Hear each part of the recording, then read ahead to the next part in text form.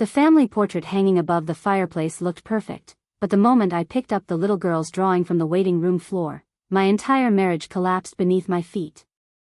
At the bottom of the colorful picture, written in shaky handwriting, were the words, "My daddy, Mason, my mommy, Claire, and me, Elsie, our happiest Sunday." My husband's name was Mason. The man I had loved for 12 years. The man who had kissed me goodbye that very morning before leaving on what he claimed was another business meeting. My hands began to shake so violently that I almost dropped the paper. I stared at the smiling stick figures again and again, praying there were thousands of men with the same name, praying this impossible coincidence would rescue my heart. But then my eyes drifted toward another drawing lying beside it, and this time the father's face had the same tiny scar above his eyebrow that Mason had carried since falling off his bicycle as a teenager. In a single breathtaking moment, I realized my husband hadn't just lied to me. He had built another family while pretending ours was enough. Before we continue, if you believe kindness, forgiveness, hope, and second chances still have a place in this world, please take a moment to like this video, leave a comment, share it with someone who needs encouragement today, and subscribe to our channel for more emotional journeys that remind us the human heart can survive even its deepest wounds. My name is Meredith, and for most of my life I believed loyalty was something that naturally grew stronger with time. I had met Mason while volunteering at a neighborhood food drive during college. He wasn't the loudest or most charming man in the room, but he noticed people who were usually invisible. He carried heavy grocery boxes for elderly couples without expecting praise and stayed long after everyone else had left to help clean the parking lot. I fell in love with the quiet goodness I thought I saw in him. We married 3 years later, bought a small house surrounded by maple trees, and welcomed our son Owen and our daughter Hazel into the world. Life wasn't glamorous, but it felt safe. Mason worked as a regional sales manager, and his job required frequent daytime travel. I trusted every explanation because trust had never felt like a risk. It simply felt like love. As the years passed, I noticed changes that seemed ordinary at first. Mason volunteered for more work assignments. He kept a second phone that he insisted belonged to the company. He often returned home carrying toys or souvenirs that didn't match the cities he claimed to visit. Whenever I questioned him, he smiled with the same calm expression that had always reassured me. He blamed demanding clients, changing schedules, and increasing responsibilities. I wanted to believe him because the alternative was too painful to imagine. Marriage teaches you that love sometimes requires patience, and I convinced myself patience meant ignoring the uncomfortable feeling growing quietly inside my chest. The morning everything changed began like every other weekday. Mason kissed my forehead while finishing his coffee and reminded me he had meetings in another county. Hazel needed a routine dental appointment, so I drove her across town. The waiting room was bright with colorful books, wooden puzzles, and children's artwork covering nearly every wall. While Hazel disappeared with the hygienist, I noticed a little girl accidentally leave several drawings beside her chair before running toward the reception desk with a cheerful woman. Without thinking, I bent down to gather the papers. That simple act destroyed the version of my life I had spent 12 years protecting. The receptionist noticed my pale expression and assumed I was feeling unwell. She offered me water while asking if I needed someone to call my husband. Her innocent question nearly broke me. I forced myself to smile, placed the drawings back on the table, and quietly sat down. My heartbeat echoed inside my ears so loudly that I barely heard the children laughing around me. Every logical explanation raced through my mind. Maybe Mason had donated to a charity event. Maybe another father shared his name. Maybe I was allowing fear to invent impossible connections. Then the little girl returned to collect her artwork. She proudly handed one drawing to the woman beside her and pointed toward the entrance with a smile that instantly froze every hopeful thought inside me. Walking through the front door was Mason. He wasn't wearing the gray business suit he had left home in. Instead, he wore jeans and a blue shirt I had never seen before. The little girl ran into his arms with complete confidence, and he lifted her effortlessly, kissing the top of her head exactly the way he greeted Hazel every afternoon after school. The woman standing beside him leaned forward, adjusting his collar with the familiarity of someone who had done it hundreds of times. They looked like an ordinary family beginning an ordinary afternoon together. Nothing about their body language suggested secrecy or guilt. It looked practiced, comfortable, and heartbreakingly real. I hid behind a magazine rack before Mason noticed me. My entire body trembled while tears blurred everything around me. I wanted to scream, confront him, demand an explanation in front of everyone. Instead, I stood completely still, unable to process what my own eyes had witnessed. Hazel returned moments later, excitedly showing me her new toothbrush, completely unaware that the world she depended on had just shattered. I swallowed every emotion because no child deserves to carry the weight of an adult's betrayal. The drive home felt endless. Hazel chatted about school projects while I struggled to breathe normally. Every traffic light seemed cruelly slow, giving me more time to replay the image of Mason holding another little girl with effortless affection. Once home, I searched through old bank statements, insurance papers, calendars, and forgotten receipts. Patterns emerged that I had ignored for years. Hotel reservations near neighborhoods rather than business districts. Purchases from children's clothing stores where I had never shopped. Withdrawals made on weekends when he claimed to be attending conferences. Individually they meant nothing. Together they formed a devastating confession. Over the following week, I stopped asking questions and started observing. I remained calm every morning, packed Mason's lunch, smiled at breakfast, and watched carefully. After he left, I followed him from a distance. Instead of driving toward his office, he entered a quiet suburban neighborhood lined with flowering trees and bicycles resting on front lawns. He parked beside a modest white house where the same little girl rushed into his arms before he disappeared inside. The woman welcomed him with an embrace that looked as natural as breathing. Curtains remained open, allowing me to witness a family eating lunch together around a sunny kitchen table. Mason laughed freely, helped slice fruit for the little girl, and wiped juice from her chin with fatherly tenderness. The pain was unlike anything I had ever imagined. I wasn't simply watching my husband betray me. I was watching him live another version of the life he had promised exclusively to me. Every birthday he had missed because of work. Every anniversary shortened by meetings. Every school performance where Owen asked why Dad couldn't attend. Those lost moments had not belonged to his career. They had belonged to another family. I hired a private investigator, hoping desperately that my emotions had exaggerated reality. Instead, the report confirmed everything. Mason had legally rented the second home under a business partnership. The woman was named Claire, a graphic designer who believed Mason was divorced years earlier. Their daughter Elsie was 6 years old. According to neighbors, they were known as one of the happiest families on the street. Mason spent several afternoons each week there while telling me he was traveling for work. The investigator hesitated before handing me the final folder. Inside were photographs covering nearly 7 years. Family picnics in bright parks. School celebrations. Weekend farmers markets. Birthday cakes decorated with colorful candles. Every smiling photograph felt like another page torn from the life my children should have had. Mason had never truly been absent. He had simply chosen where his presence mattered more. For days I couldn't eat properly. My reflection looked unfamiliar. Friends noticed my silence, but I couldn't explain the humiliation growing inside me. I questioned everything. Had our marriage ever been real? Had every anniversary gift been purchased after celebrating someone else's birthday? Had every loving word been rehearsed twice, once for each household? The answers no longer mattered because the truth had already rewritten my entire past. Then something unexpected happened. The investigator called again, his voice unusually serious. He explained that Claire had also hired him that very morning. She had recently discovered inconsistencies in Mason's stories and wanted to know whether he was hiding another relationship.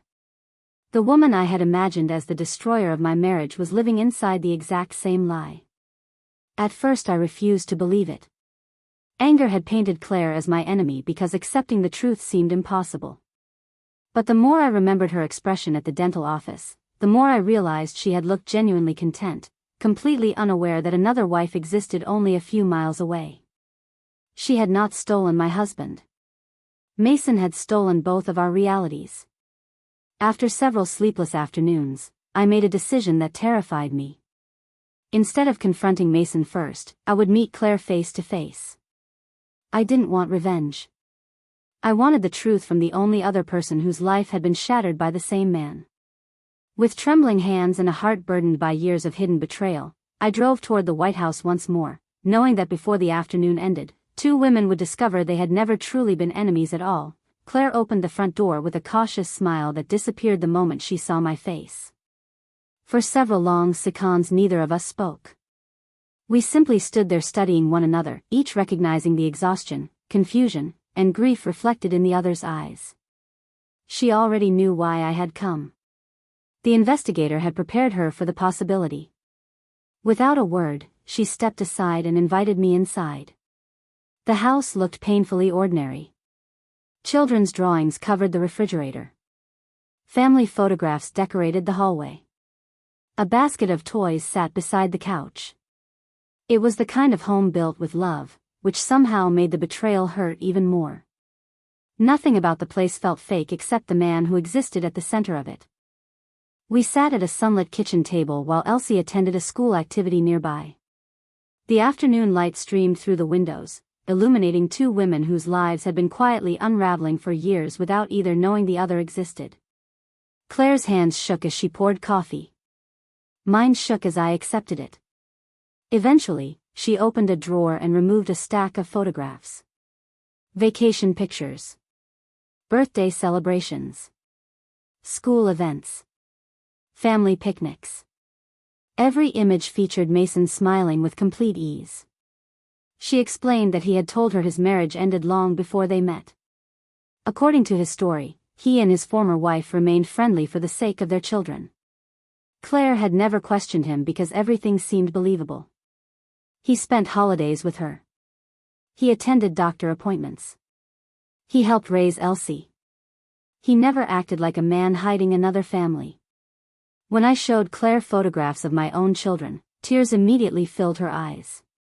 She stared at Owen and Hazel for several moments before covering her mouth in disbelief. She wasn't looking at strangers. She was looking at two innocent children whose father had abandoned parts of their lives to maintain a lie. The anger between us dissolved almost instantly. What remained was heartbreak. We were not rivals. We were victims standing on opposite sides of the same deception. Over the next several hours, we compared dates, stories, and memories. The pattern became horrifyingly clear.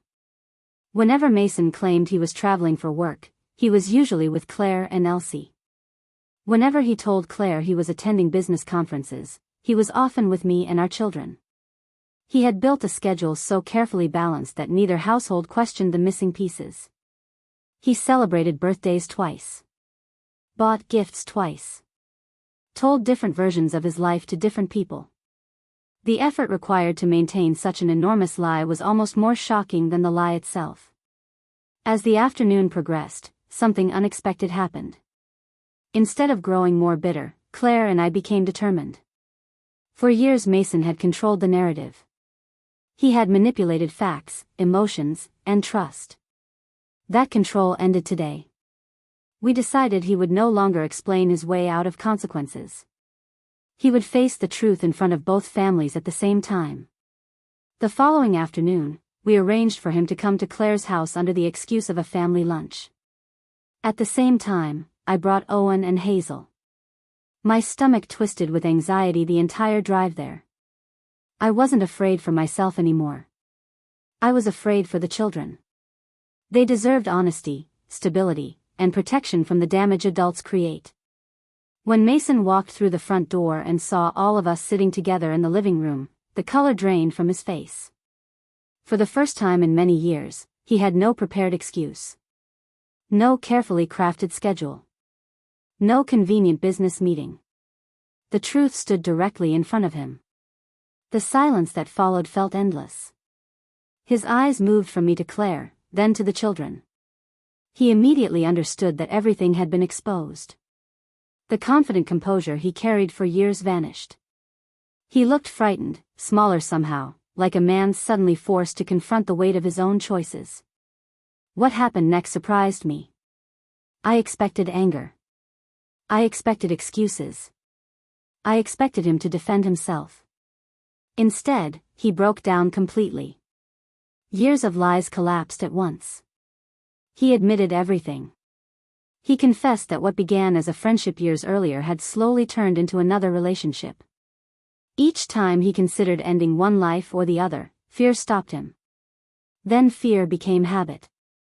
Habit became deception. Deception became a prison of his own making. He claimed he loved both families and convinced himself he could somehow protect everyone from the truth. But love built on lies always creates victims. The children didn't fully understand the details, but they understood enough to recognize that something serious had happened. Seeing their confusion was more painful than hearing any confession. Owen sat quietly beside me, trying to process how the father he admired could have hidden such a massive secret. Hazel cried softly. Elsie looked frightened because the adults she trusted suddenly seemed uncertain and broken. That afternoon changed every life connected to Mason. The months that followed were difficult. There was no magical solution. No quick repair. No easy forgiveness. Claire ended her relationship with Mason immediately. I filed for divorce.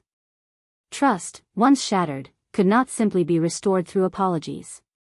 Actions have consequences, and some consequences permanently alter the course of a family. For a long time, I struggled with resentment. Every school event he missed replayed in my mind. Every lie returned like a fresh wound.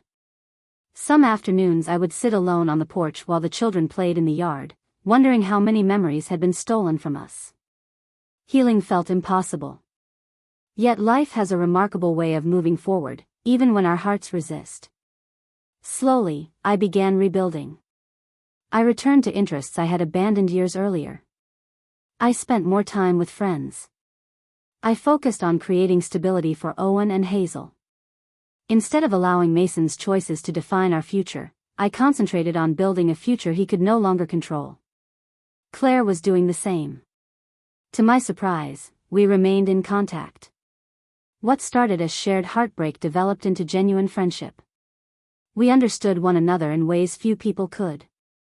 We celebrated small victories together. We encouraged each other through difficult days. Most importantly, we made sure the children never carried responsibility for the mistakes of adults. As months turned into years, something beautiful emerged from the wreckage. Owen, Hazel, and Elsie gradually formed a bond. They spent afternoons together at parks, school events, and community activities. None of them had chosen the circumstances that connected them, but they chose kindness anyway. Watching them laugh together taught me an important lesson. Children often find healing faster than adults because they aren't carrying years of pride, resentment, and regret. Mason remained involved in the children's lives, but everything changed. He attended counseling. He worked tirelessly to rebuild trust where trust could still be rebuilt. He accepted responsibility without demanding forgiveness. Some wounds never disappeared completely, but accountability mattered. For the first time, he stopped running from the truth. One sunny afternoon nearly 3 years later, I found myself sitting beside Claire during a community picnic while the children played nearby. The grass was bright green. Families laughed around us. The sky was clear and hopeful. Looking at the children running across the field, I realized something remarkable. The worst day of my life had not become the end of my story. It had become the beginning of a stronger one. I had once believed happiness depended on protecting a perfect marriage. Now I understood that true strength comes from surviving imperfection. Life had not unfolded the way I planned. My heart had been broken. My trust had been betrayed. My future had been rewritten. Yet somehow I was stronger, wiser, and more compassionate than before. Before we reach the end of this story, I would love to hear from you. Have you ever had to rebuild your life after someone broke your trust? What lesson did you learn from that experience? Please leave a meaningful comment below and share your thoughts with our community. As the afternoon sun warmed the park and the children chased one another through the open field, I realized forgiveness is not always about excusing someone's actions. Sometimes forgiveness means refusing to let another person's mistakes control the rest of your life. It means choosing peace over bitterness, growth over resentment, and hope over despair. Mason's secret had destroyed the family I thought I had, but it also revealed a strength I never knew existed inside me. The future I eventually found wasn't the future I expected, yet it was honest, peaceful, and real. And sometimes, after everything falls apart, real is far more valuable than perfect. If this story touched your heart, please like this video, leave a meaningful comment, share it with someone who needs hope today, and subscribe to our channel so you never miss another emotional journey. Thank you for being part of our community, and remember that even after betrayal, loss, and heartbreak, a new beginning is always possible for those willing to keep moving forward.